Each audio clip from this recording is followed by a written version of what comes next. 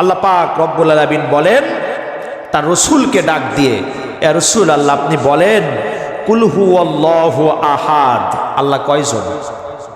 একজন। কুল হুয়াল্লাহু আহাদ, আপনি বলেন আল্লাহ একজন। আল্লাহু সামাদ, তিনি কারো মুখাপেক্ষী নন। লাম ইয়ালিদ, অবশ্যই নিশ্চয়ই তিনি কাউকে জন্ম দেন নাই। ওয়ালাম ইয়াকুল লাহু কুফুয়ান আহাদ, এবং তাকেও কেউ জন্ম দেয়নি। আল্লাহ পাক রব্বুল আলামিন, এইটা গেল সূরা ইখলাসের সরল অনুবাদ।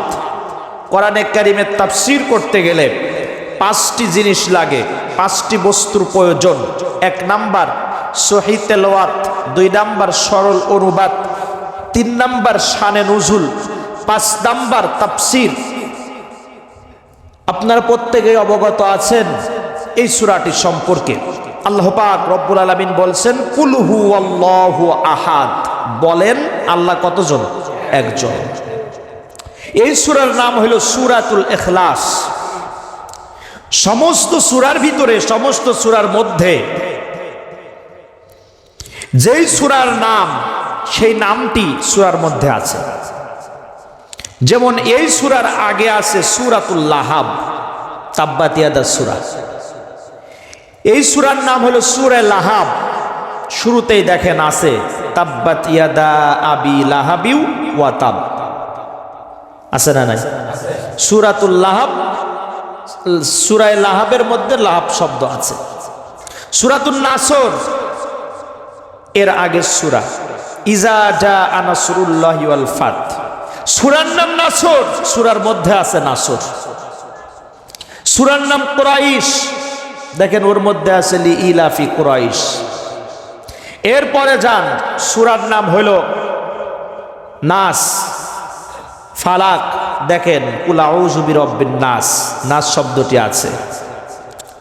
সূরার নাম ফালাক, দেখেন ওর মধ্যে আছে কুল আউযু বিরাব্বিল ফালাক। কিন্তু সূরার নাম ইখলাস, এর মধ্যে কিন্তু কুলা হুয়াল্লাহু আহাদ আল্লাহু সামাদ লাম ইয়ালিদ ওয়া লাম ইউলাদ ওয়া লাম ইয়াকুল লাহু কুফুয়ান আহাদ। এর মধ্যে কি ইখলাস শব্দ আছে নাকি? আগে পিছনে সমস্ত সূরার মধ্যে যেই সূরার যেই নাম, সেই নামটি আল্লাহ পাক রব্বুল আলামিন হয় প্রথম আয়াতে, নাই দ্বিতীয় আয়াতে, নাই তৃতীয় আয়াতে আল্লাহ পাক দিয়েছেন। সূরার নাম ইয়াসিন আছে, ইয়াসিনুল কুরআনিল হাকিম। সূরার নাম মুলক আছে, মুলক শব্দ সূরার মধ্যে, কিন্তু এই সূরার মধ্যে নাই। আল্লাহ পাক রব্বুল আলামিন রাসূলকে জানান, আপনি বলে দেন কুল হু আল্লাহু আহাদ আল্লাহুস সামাদ।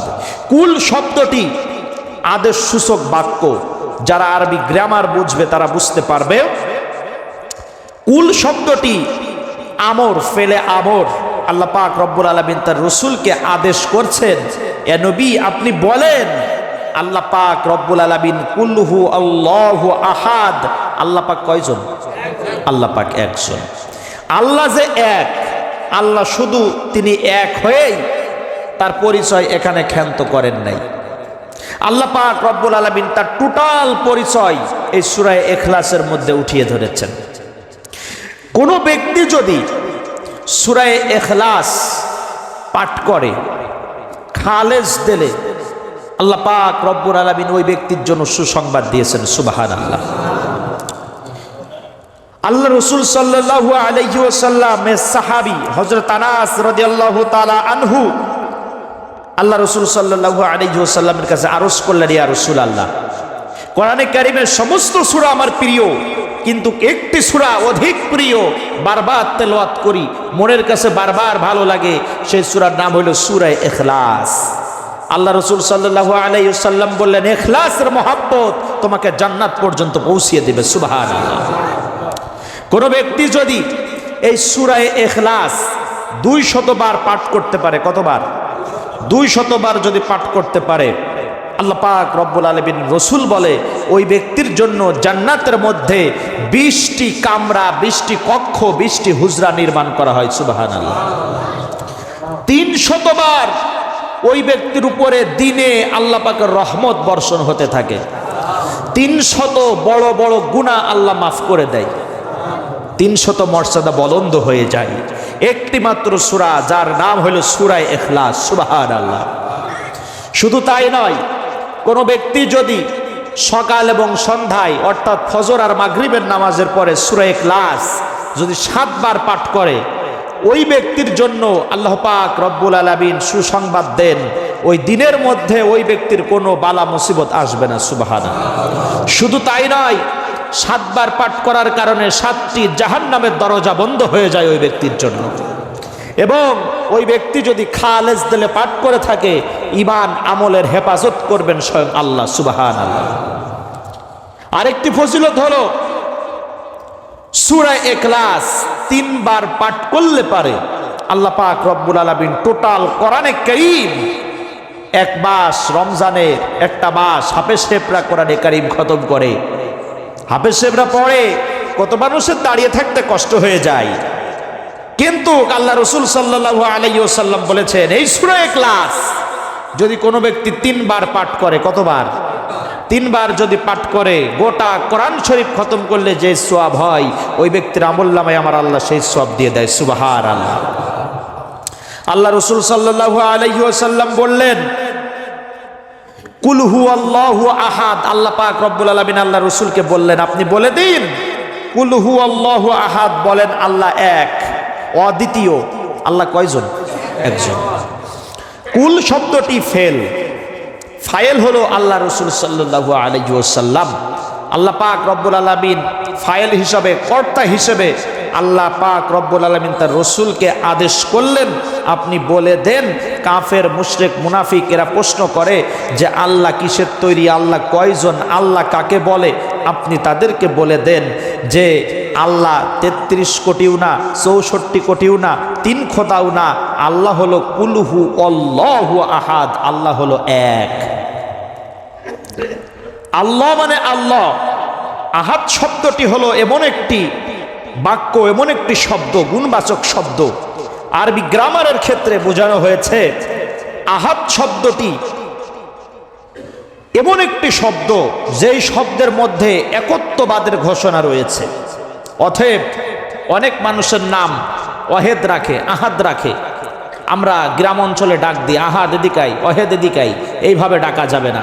এটা মারাত্মক ভুল, শিরকিয়াতের সাথে অংশীদারিত্ব হয়ে যাবে। তাকে আব্দুল আহাদ, আব্দুল ওয়াহেদ বলে ডাকতে হবে, যে আহাদ বা ওয়াহেদের বান্দা। আহাদ হলো একজনই হতে পারে যিনি হলেন গোটা বিশ্ব ব্রহ্মাণ্ডের মালিক, গোটা পৃথিবীর মালিক, গোটা ধরনের মালিক, আসমান ও জমিনের মালিক, মানুষ ও জিনের মালিক, ফেরেশতার মালিক, গোটা সৃষ্টিরাজির যিনি মালিক, একজন একসত্য মালিক, তিনিই হলেন কুল হুয়াল্লাহু আহাদ, তিনিই হলেন এক। সুবহানাল্লাহ। অতএব আহাদ কাকে বলে? গোটা সৃষ্টিরাজির যিনি একসত্য প্রতিপালক, যিনি একসত্য রাজাধিরাজ, সম্রাটের সম্রাট, তিনিই হলেন আহাদ। এই আহাদ শব্দর ব্যাখ্যা মুফাসসির কেরামগণ অসংখ্য ব্যাখ্যা করেছেন আহাদ শব্দের। কুল বলেন হুয়া তিনি, সে, আল্লাহ মানে আল্লাহ, আহাদ মানে এক, অদ্বিতীয়। আহাদ শব্দের মধ্যে একাধিত্বের কোনো সন্দেহ নাই। আহাদ শব্দটি গঠনই হয়েছে একককে বোঝানোর জন্য। আল্লাহ পাক রব্বুল আলামিন এতটুকু বোঝার মতো আমাদের তৌফিক দিক, বলেন আল্লাহুম্মা আমিন। বাচ্চাদের একজন একটু নিষেধ করে আছেন, উপরে চিল্লাচিল্লি করছে, সমস্যা আছে কথা বলতে। আজ 2 সপ্তাহে এই সমস্যাটা শুরু হয়েছে। সুপ্রিয় উপস্থিতি, কোরআন হাদিসের তাফসির যখন করা হয়, কোরআনের কথা যখন বলা হয়, ওই জায়গায় আল্লাহ পাক রব্বুল আলামিন বরকত নাজিল করে। ব্যাঘাত ঘটায় শয়তানে, আর ব্যাঘাত ঘটে গেলে পরে আল্লাহ পাক সেখান থেকে বরকত উঠিয়ে নেয়। কথা বুঝছেন? এজন্য মেহেরবানি করে এমন কোনো কথা, এমন কোনো কাজ করবেন না কোরআন হাদিসের যেখানে কথা হয়, যেখান থেকে আল্লাহ পাক বরকত উঠিয়ে নেয়। আল্লাহ পাক আমাদের বোঝার মতো তৌফিক দিক, বলে আল্লাহুম্মা আমিন। কুল হু আল্লাহু আহাদ, আপনি বলেন আল্লাহ এক, অদ্বিতীয়। তিনি ছাড়া কোনো রব নাই, তিনি ছাড়া কোনো মালিক নাই, তিনি ছাড়া কোনো প্রভু নাই। আল্লাহুস সামাদ, আল্লাহ মানে আল্লাহ। অনেকে আমরা বলে থাকি আল্লাহ, বলি না আল্লাহ। আল্লাহ শব্দের অর্থ হইল কেন, আর আল্লাহ, আল্লাহ মানে প্রভু, মালিক, রব। আল্লাহ মানে কি? প্রভু, মালিক, রব। আর আল্লাহ, আল্লাহ, আল্লাহ মানে কেন, কেন। অনেকে আমরা বলি আল্লাহ, আল্লাহ মানে কেন। এখানে আরবি গ্রামারের অনেক ভুল। তো এই জন্য আমরা কেউ আল্লাহ বলবো না। অনেকে আমরা উচ্চারণ করে থাকি কুলহু আল্লাহু আহাদ। এটা হবে না, এটা সম্পূর্ণ ভুল উচ্চারণ। আমরা বলবো কুলহু আল্লাহু আহাদ, অর্থাৎ আল্লাহ পাক কত? একজন। যখন আল্লাহ পাক রব্বুল আলামিনের রিসালাতের, তাওহীদের, আখিরাতের বর্ণনা দিয়ে যে কোরআন নাজিল করলেন, আল্লাহ পাক রব্বুল আলামিন রিসালাত, তাওহীদের এবং যেই তাওহীদের বর্ণনা দিয়ে আল্লাহ পাক কোরআনের মধ্যে যতগুলো আয়াত নাজিল করেছেন, 3 ভাগে বিভক্ত করেছেন: তাওহীদ, রিসালাত, আখিরাত।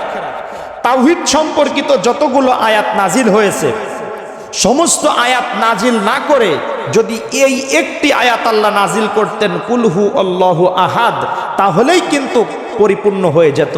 কিন্তু আল্লাহ পাক সেটা না করে আল্লাহ পাক শুধুমাত্র মানুষকে বোঝানোর জন্য, দালিলিক প্রমাণের জন্য অসংখ্য আয়াত আল্লাহ পাক রব্বুল আলামিন তাওহীদের জন্য নাজিল করেছে। সুবহানাল্লাহ। তার মধ্যে সর্বাধিক স্থান পেয়েছে একটি আয়াত, সেটি হলো কুলহু আল্লাহু আহাদ।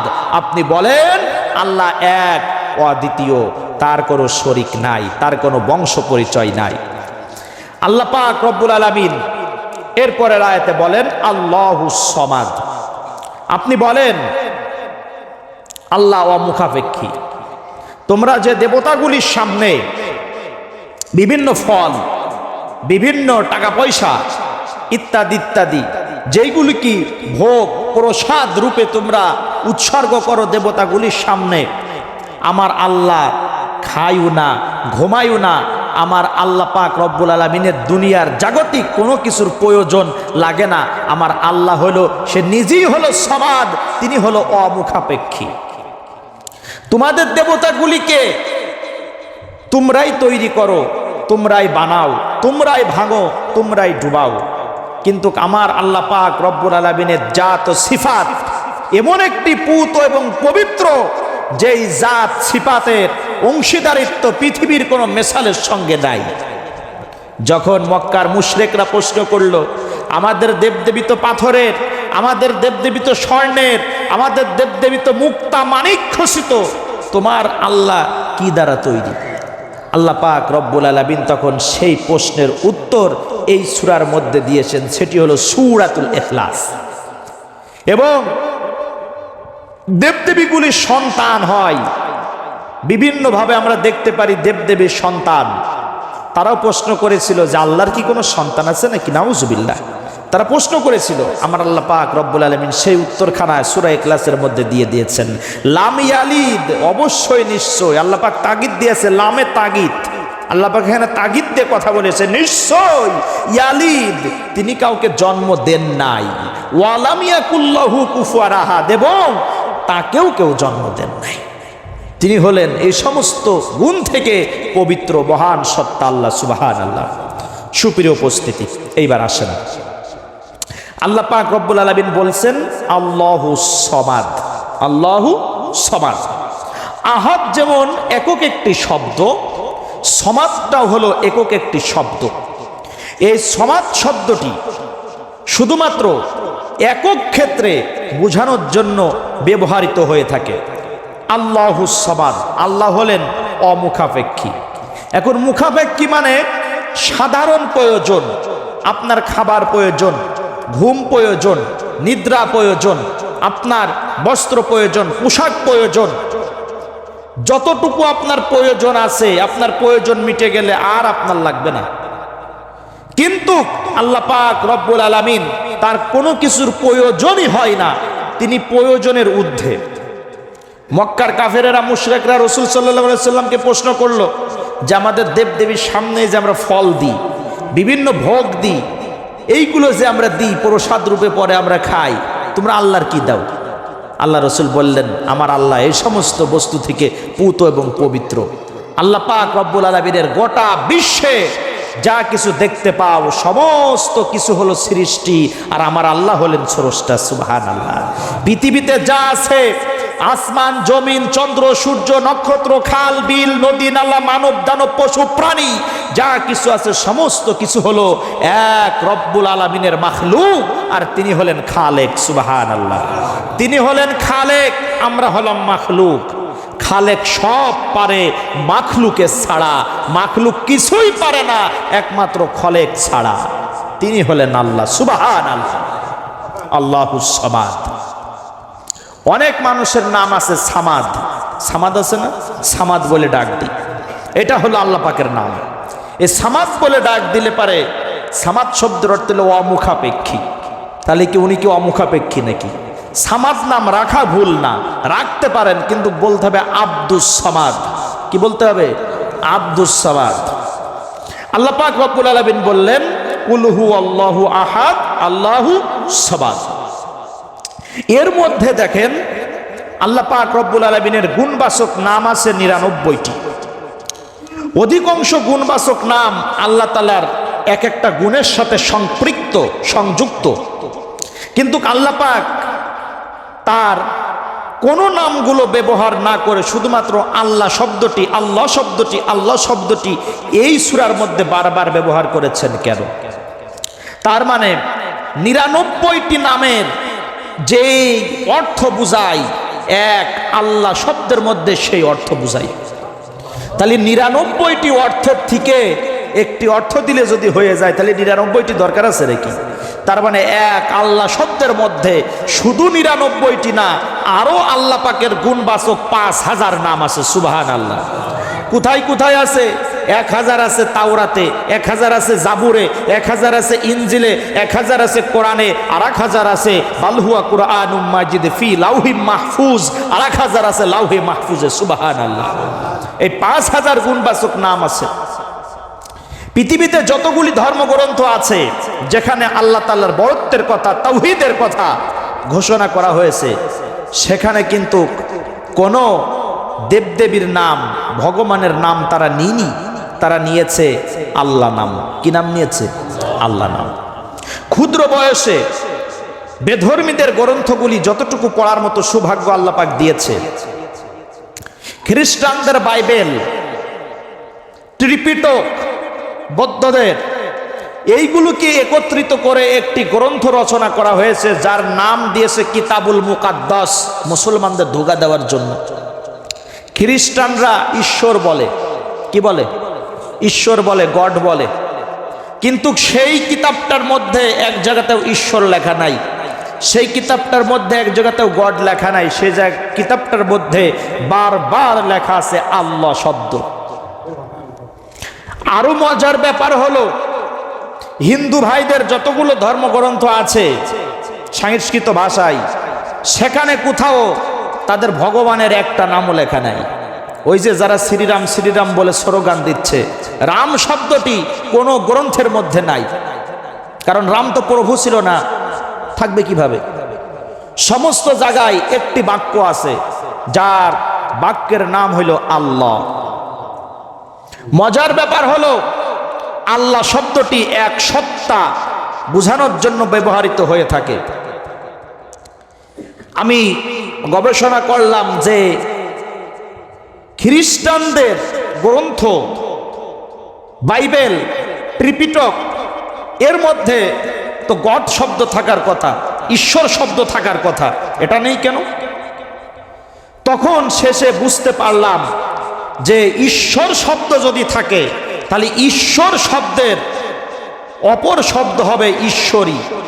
তার মানে আল্লাহ হবে একজন যার বিপরীতে কোনো শব্দ বসতে পারে না, যার স্ত্রী থাকবে না, সন্তানাদি থাকবে না, বংশ পরিচয় থাকবে না, একক যিনি হবে তিনিই হবে আল্লাহ। সেই কারণে ওই গ্রন্থের মধ্যে ওরা গড শব্দও দিনি, ঈশ্বর শব্দও দিনি, দিয়েছে হলো আল্লাহ শব্দ। ওইদিকে হিন্দুদের কিতাবের মধ্যে ওরা তো বলে ভগবান, ওরা তো বলে ঠাকুর, তো ওখানে তো ভগবান শব্দ নাই, ওখানে আল্লাহ শব্দ কেন? গবেষণার শেষে বুঝতে পারলাম ভগবান শব্দ যদি দেয় তাহলে ভগবান শব্দের অপর একটি শব্দ বসে ভগবতী। অর্থাৎ ভগবানের বউ। কিন্তু তারা বলছে যে না, একং ব্রহ্মা অদত্তং নাস্তিং নেহেরা নাস্তিং কিংচং, যিনি হলো একজন সৃষ্টিকর্তা, হবে একং মানে এক, ব্রহ্মা মানে সৃষ্টিকর্তা, অদত্তং মানে অদ্বিতীয়, এই এক স্রষ্টাকে যদি কোনো ব্যক্তি অস্বীকার করে দেহিনা নাস্তিক, সে নাস্তিক হয়ে যাবে। সেই কারণে ওখানে আপনার ভগবান শব্দও দিনই, গড শব্দও দিনই, আর ঈশ্বর শব্দও দিনই, ওখানে আল্লাহ শব্দ দিয়েছে ঠিক, কিন্তু মানে না। একমাত্র একটা জাতি, একটা ধর্মের মধ্যেই আল্লাহকে আল্লাহ বলে স্বীকার করা হয়, সেটা হলো মুসলিম জাতি। সুবহানাল্লাহ। আল্লাহ পাক রব্বুল আলামিন বলেন কুল হুয়াল্লাহু আহাদ, বলেন আল্লাহ কয়জন?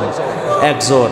আল্লাহুস সামাদ, আল্লাহ পাক রব্বুল আলামিন অমুখাপেক্ষী, লাম ইয়ালিদ ওয়া লাম ইউলাদ ওয়া লাম ইয়াকুল লাহু কুফুয়ান আহাদ। লাম ইয়ালিদ, তিনি কাউকে জন্ম দেন নাই। খ্রিস্টানরা তিন খুদায় বিশ্বাসী, তারা মনে করে আল্লাহ, তা আল্লাহর পুত্র হলো ঈসা, আল্লাহর স্ত্রী হলো মারিয়াম, নাউজুবিল্লাহ। তারা তিন খুদায় বিশ্বাসী। আলাদা, তারা বলে আল্লাহ সন্তান গ্রহণ করেছে, নাউজুবিল্লাহ। এই কথাখানা প্রত্যেকটা মানুষের কথা যখন বায়ুমণ্ডলে ওঠে, আমরা যে কথা বলছি এটা বায়ুমণ্ডলে ওঠে কথাগুলি, এই কথাগুলি যখন ভাসতে থাকে, আসমান জমিন, তারকা, সূর্য, নক্ষত্র এরা লজ্জিত হয় যে আল্লাহ পাক রব্বুল আলামিনের শানে এত বড় মারাত্মক পাপের কথা, নাউজুবিল্লাহ। সমস্ত ধর্মের মধ্যে শিরেক আছে, একটা ধর্ম শিরেক মাত্র, সেটার নাম হলো ইসলাম।